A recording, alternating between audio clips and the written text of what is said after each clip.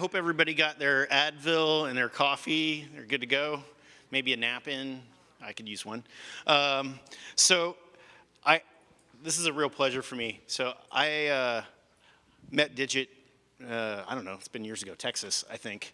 And at the time, Digit was building a game in Elixir. It's amazing. You should go find that talk and watch it. But we started talking, and he works for SmartRent, and Digit got the job at SmartRent because he broke into their hardware.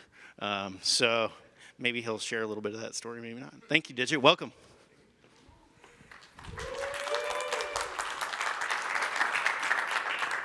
All right. I'm really excited to be here. It's been a while since I've given a talk, and thank you everybody for coming out. I hope you're all doing great. All right, so first up, how's it going? I'm Digit. I am a senior firmware engineer at SmartRent, where I build a lot of really cool hardware. I am in love with creative problem solving. If you give me a problem and you say you have nowhere to start, it's perfect for me. It's what I like.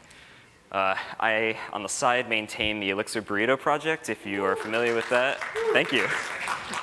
That's been a love of mine for a while, so if you don't know what it is, it's just a way to package up Elixir applications into single executables. I really love playing with embedded hardware, and I'm really happy that I now get to do that as my career.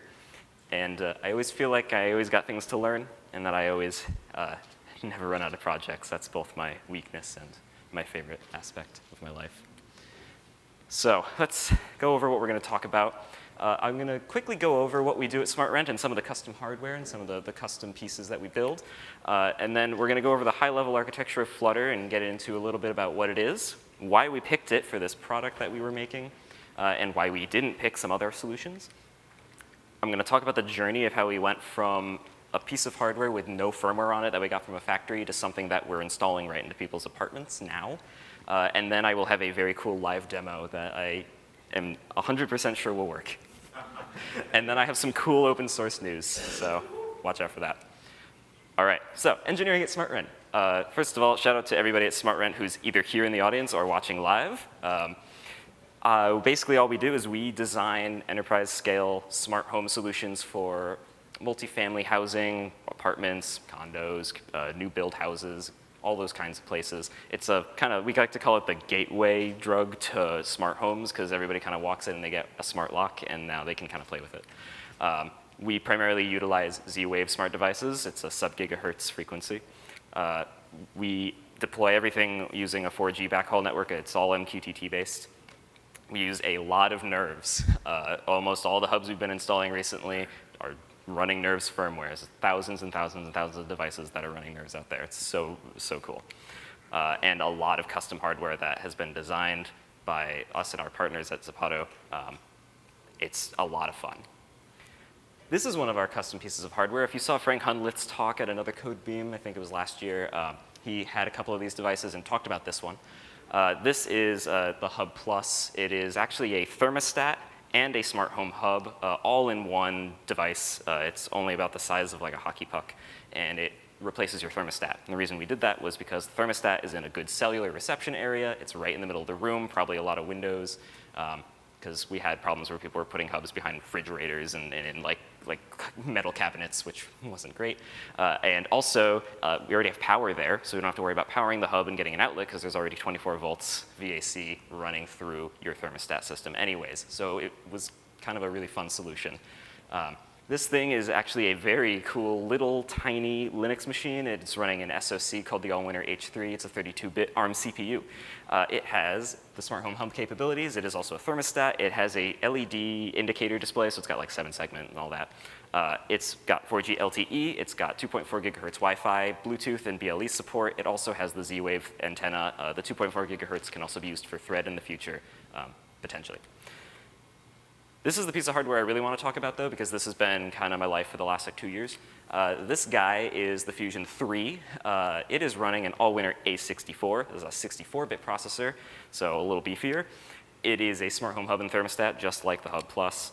It has all the same radios, but the one thing you'll notice is that it also has a gigantic full-color multi-touch display. This is a very cool device. And of course, we needed to get some UI onto that. What we decided to use was Flutter. give you a little demo. This is the UI we built, and it can do all the things you would expect a normal thermostat to do. You can change the fan mode. You can go ahead and change all the modes from heating and cooling. Of course, you can do all HVAC right from this device or from the SmartRent app. You also can control all your devices from here, so you can adjust dimmers, you can unlock and lock locks, you can check the status of leak sensors and other contact sensors, and you can control all your Z-Wave devices right from this little guy. So even if you're offline, you can go ahead and tap around. Got things like settings, multiple ways to connect it to the internet. It actually has Ethernet built into the back as well in case we wanted to run some wired Ethernet to this thing. But cellular, LTE, all that good stuff. The high-level hardware stack looks like this. It's nerves, so it's running a fairly mainline kernel. Thanks to Frank for keeping that up to date more than most embedded projects. I really appreciate it. We use a open source library you can find on our SmartRent GitHub called Grizzly to help facilitate the communication between Z-Wave. We use AWS IoT and MQTT for bidirectional communication to and from the hub. And of course, we're now using a Flutter UI to communicate with a backend, which is actually on the same device, to a front end. But all that said, what even is Flutter? OK. Flutter is actually an open source user interface framework. Google invented this quite a while ago. It actually utilizes the Dart language. I don't know if anybody has an experience with that, but it's an object-oriented, virtual machine-based language. It's kind of interesting. It can actually target a ton of platforms. So it's like Windows, Mac, Linux, iOS, Android, mobile apps, WebAssembly as of recent, and just straight web. I find it extremely productive to make really nice-looking UIs really quickly. And it's even used internally at Google for some fairly notable things, like even the Play Store itself. You've probably used an app that uses Flutter. If you recognize any of these things, you probably used Flutter. And you can generally get a feel for the range of apps from this little promotional image they had on their website. It's basically anything. At the architectural side, this looks like a lot. It's at the top, you have this crazy Dart framework that handles all your high-level user interactions. It's got animations and painting and touch gestures are all built in. That's all in Dart. Below that is your engine. This is all in C++ and C. What this is just kind of lower-level protocols. This is still cross-platform because while you think this is a lot to port to a new device, you really only need to care about one thing, and that's this part on the bottom down here. And this is called the embedder. That's all you need to implement. What that is your event loop, what graphics platform you want. So you could use OpenGL, you could use Vulkan, you could use software rendering if you wanted to have a slow time. Anything. So that's all you really need to implement. So we were looking at this and we thought, well, great, well, OK, it's still a little bit of work. But luckily, there's already embedders, and there's a lot of really good open source ones. There's one called FlutterPy, which, as you could guess, is centered on the Raspberry Pi. It works straight out of the box. It's a really cool project. We actually utilized this one for a while. There's also one by Sony. I don't know what Sony uses it for. I should probably figure that out. But they maintain it, and it is super up to date with the latest version of Flutter. It's a really cool project. It is specifically targeted for embedded Linux devices. Hooray. So why did we pick Flutter, you might be thinking? Well, the toolset is really mature. It's basically download and go. For the most part, it takes no effort to set up. It has a really huge community of packages. If you want fancy loading animations, you can grab them off. It's called pub.dev. That's their package manager. You can find tons of really useful packages, full pop-up keyboards in case you have a device that doesn't even have one. Anything. The material design, which is Google's new modern UI design system that they came out with, I think, a few years ago, is built into it. It's already there. You make a button, it's going to have that splash effect. If you don't want the splash effect, you can customize it. You can change all the colors. It's very customizable, totally stylable. It's easy to embed. We are using Linux. We want this thing to just boot up real quick. So why not something else? Why not an embedded browser? I'm sure a few of you are probably thinking, why didn't you use React Native? Why didn't you use React? Why didn't you use a web app? Well, first of all, this thing only has 2 gigs of RAM. And it's a SoC that, while fairly powerful, we downclock quite a bit. The reason we do that is to not generate as much heat. We don't want to use a lot of power. We don't want to suck up a lot of power off the HVAC system because that can cause problems. But the Beam is really, really good at running with like even a few hundred megahertz. It's really impressive. So we downclocked things as much as possible. So an embedded web browser was not really going to cut it. On top of that, there are way too many dependencies. There's a spelling error in there. Whoops. There's way too many dependencies in there. We really wanted to keep the firmware ranges slim. Bytes over 4G are not free. And so the more we have to push over, the less happy we will be. On top of that, we would have to ship a whole display manager. We probably would need the X server. We would maybe need Wayland or something. Again, more dependencies. That's bad. And of course, it introduces a ton of vulnerability surface area. So I don't know if you've ever popped WebKit into the CVE database, but you get some good times. Most game consoles are broken, usually through an entry point in the JavaScript engine. So we didn't really want to expose that. Why didn't we use Qt or Qt, depending on how you like to pronounce it? The licensing is really complicated, confusing, and expensive. On top of that, we are a small team internally at SmartRent that's building this custom hardware. C++ is not really a very productive language, in my own opinion, but that's because maybe I haven't written it for most of my life. But getting up to speed with Qt's version and flavor of C++ can be a little rough for a team that's not super experienced in it. On top of that, there's still a ton of dependencies we would have to ship. And again, we would need a display manager. They do have that embedded version, but it is not as fancy and doesn't look as nice. I think it's more geared towards like automotive stuff. Why didn't we use Scenic? First of all, we love Scenic. It's wonderful for HMIs and wonderful for small personal projects. But again, we're a small team. We would have to build out a ton of components that aren't there yet. That's fine. And we also had a lot of questions around how we would do multi-touch gestures. Most people, when they pick up a touchscreen device, are going to expect it to operate like their phone or like their iPad. So we needed an experience that really matched what a consumer would be expecting. Remember, people are just going to have this installed in their apartment, whether they kind of want to or not. But we wanted it to be a good, enjoyable experience to actually use the UI with every modern facility you could think of. So now we got to build an MVP of this thing. How did we do that? First, we had to select an embedder. There's those two open source ones I had pointed out before. There was FlutterPy. We used this one for a while. However, because of how it was operating, we had to compile that engine component, that really big, chunky C++ section, every time we had to build a new release. This took a long time. This took a very long time. It was not fun. It kind of shaved a lot of hours into our CI, which was we really wanted to kind of avoid that.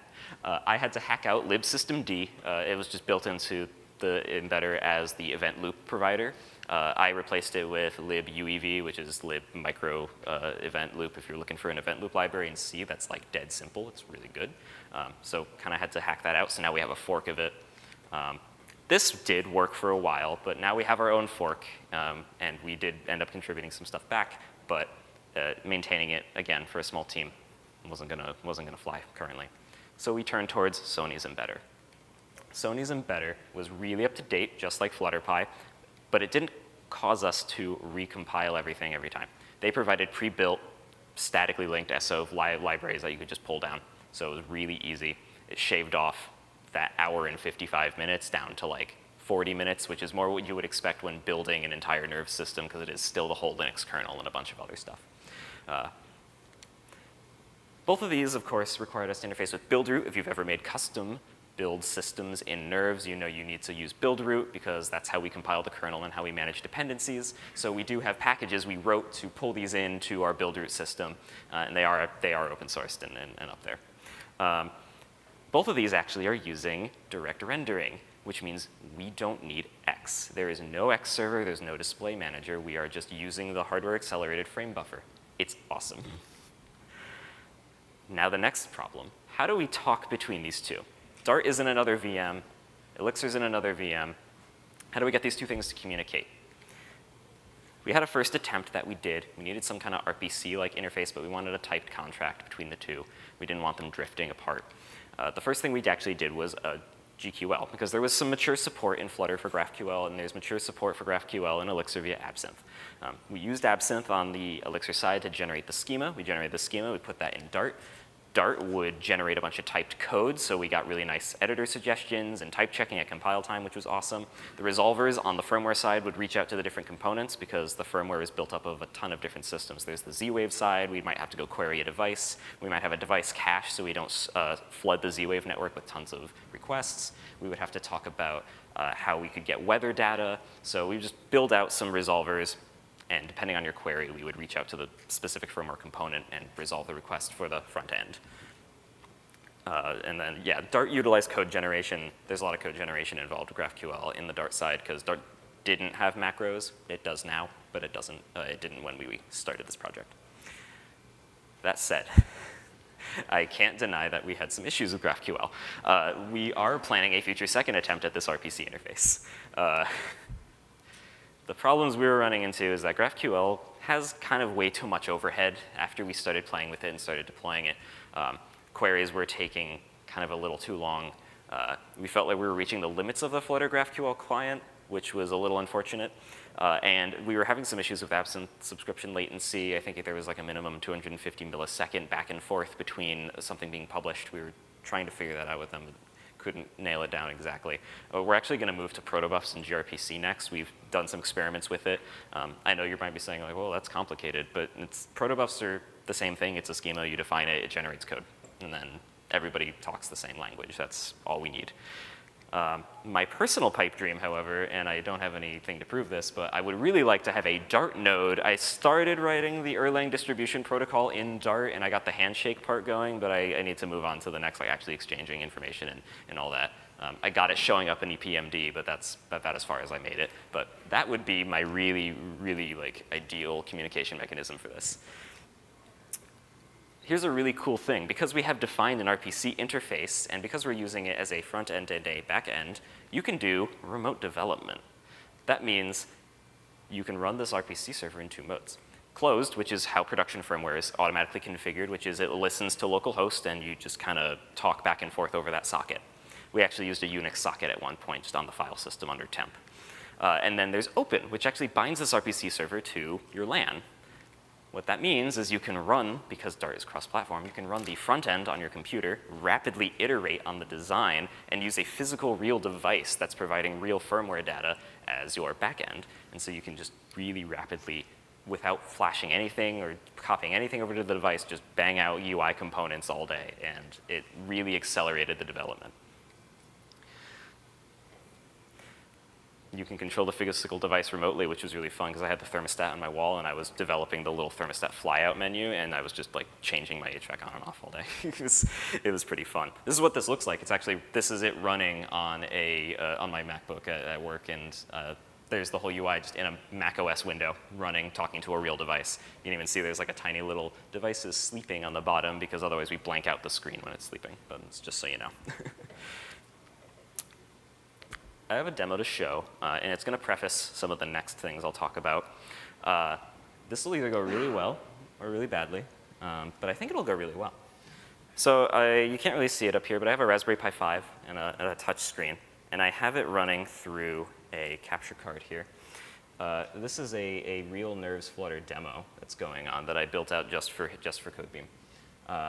So you can do some things you would expect. You can go and read some device info. I know it's a little small. I wish I could make it a little bigger, but the capture card doesn't quite scale it. That's just a basic list menu. Whoops. You can do things you would expect, like scan for Wi-Fi networks. Hopefully nobody has any funny names.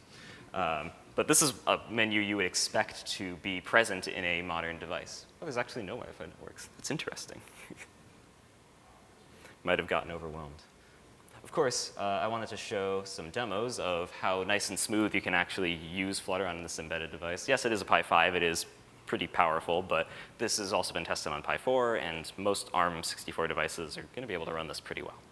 In fact, just to show you, I'll toggle a performance HUD real quick and go back into my animation demo, and you can see we're maintaining a fairly consistent 60 frames per second, barely even touching the CPU load. So it's working pretty well. All right, let's turn that off. Another fun thing I wanted to show off was that, yeah, you can stream logs live from or have a stream going. I just have a gen server that's spinning up monotonic time every few seconds, but that's just to show a live streaming data coming from Elixir going right into the Dart VM, and so you can just have real data coming in real time, because we need that for all of our little devices. And then, of course, just to show it off, we have modals, again, all built into Flutter. Yeah, so that either went really well or really badly. I think it went all right.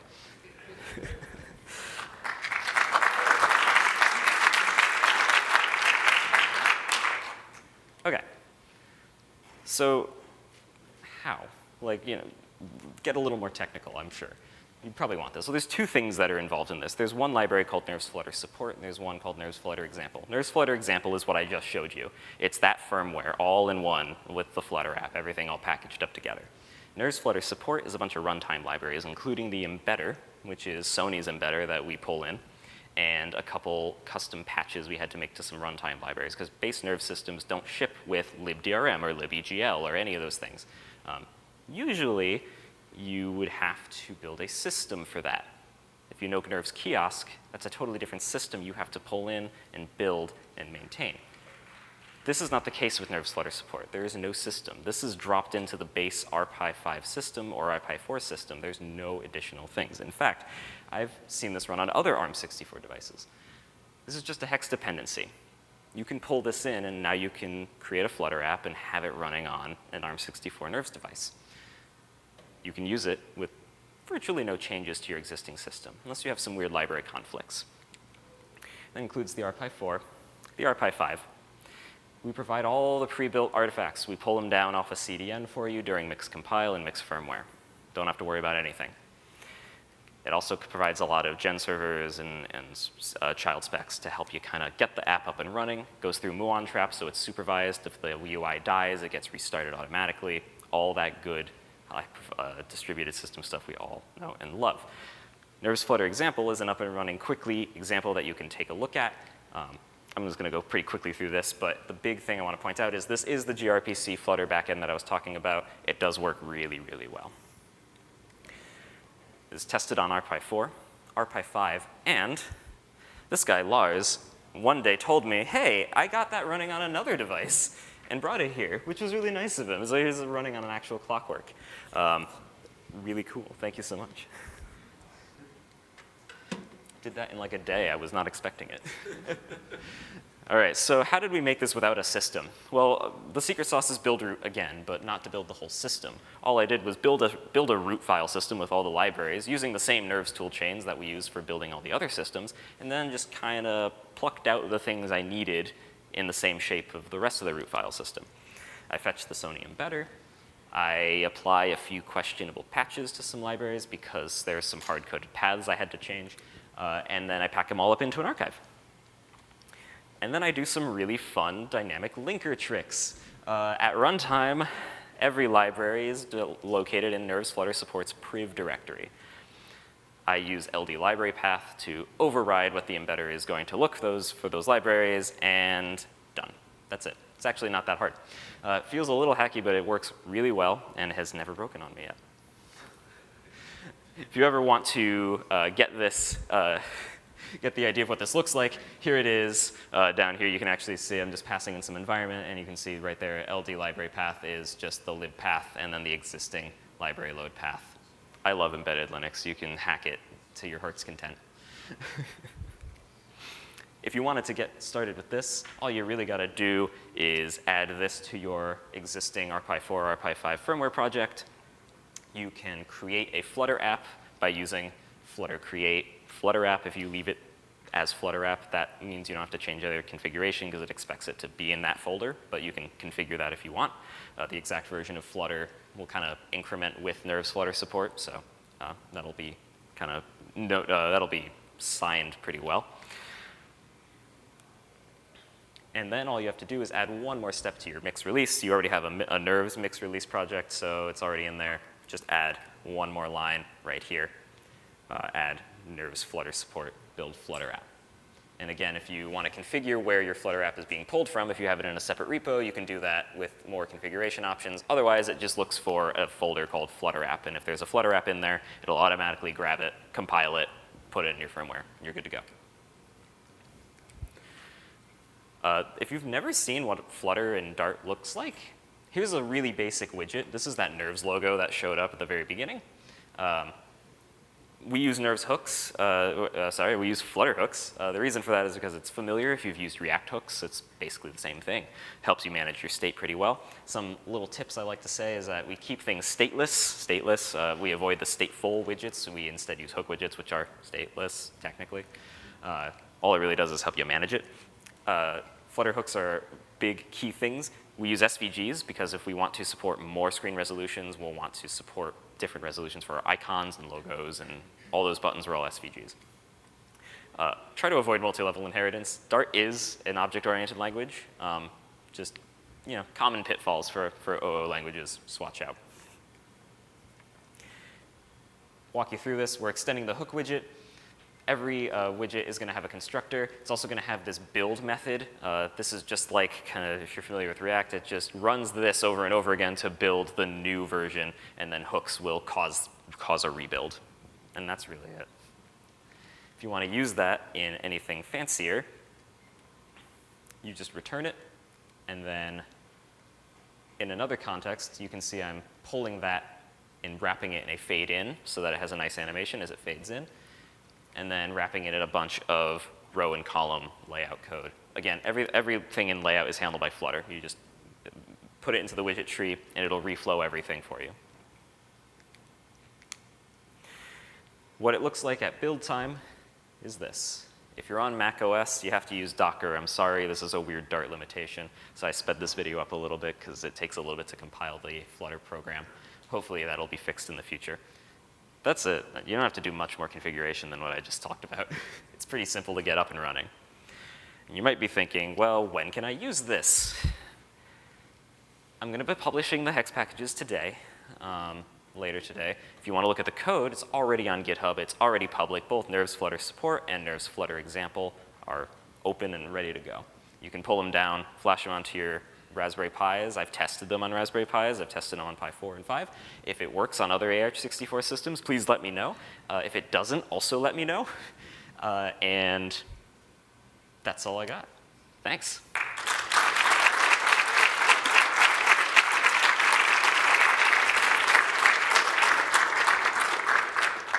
I don't know if we have any time for questions, but that'd be pretty good.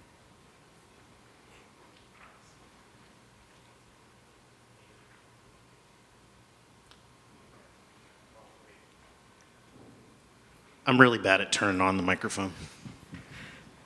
Hey, thanks for the talk. I have a question about the message format. Have you all considered using the concise binary object representation format, the CBOR? I have not. I've not considered that. That's a good thing. I'm going to look into that. Thank you. I want to know where you got all your dogs, because they're awesome. Your characters. Those are drawn by my partner. Nice. All the art was drawn by my partner. That's awesome. Anybody, anything else? No questions? I didn't see any online. I'll double check before we. All right. Well, I guess. Awesome. That's Thanks. it. Thank you.